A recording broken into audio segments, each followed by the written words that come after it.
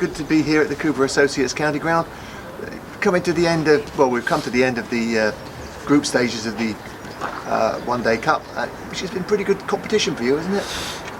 Yeah, it was obviously started off really well the first game, and then when I think 5 or 6 games of getting to about 20, and then I just didn't really go on from there. And then last group game against Surrey here, which we needed to win, and I think that was the best I've played all tournament. So yeah, it was good. And then obviously went on to the quarter final at Worcester, and yeah, just had one of those days, and then obviously semi-final as well. So yeah, been a bit of good form recently.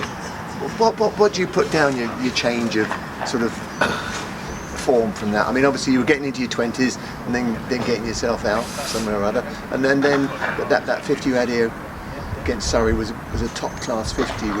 Showed a bit of restraint. I thought was a slightly different Tom Banton. Yeah, well, I've been working with Gothic quite a bit,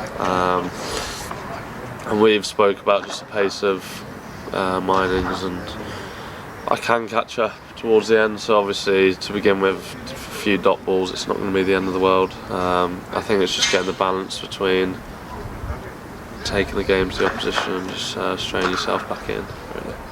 And it worked, didn't it? Because then you went up to Worcester on Friday and got that ton, which was a pretty impressive innings. You must have felt that from where I was sat. It was impressive. Yeah, obviously the wicket early on was tricky, as I think it'd been under covers for a few days. So yeah, I was a bit lucky to begin with, but I think you got to take that. But yeah, no, it was good. Disappointed to, I think, get out in the 33rd over. I think it was something around then. But yeah, no, it was a top day. And how did it then feel to go to Nottinghamshire on the Sunday against your dad's old club? Yeah, no. Was he there watching? Yeah, no, he's loving it at the moment. He's coming to every game, him and Mum.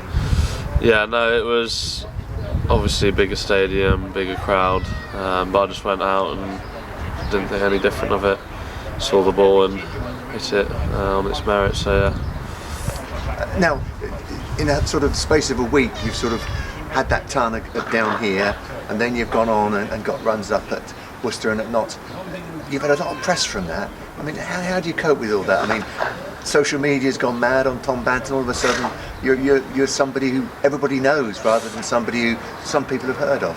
I don't know. It's tricky, obviously, because during the group stages, obviously, there's a few games where I didn't do well, and I don't know. It's not easy to read. But then I spoke to my mum, and she was like, I think you have to ignore that and don't even look in the first place. And then obviously when you do alright, you do see good stuff, but I think it's just the balance of looking at it and not really. To be honest, it's probably, you shouldn't look at it at all.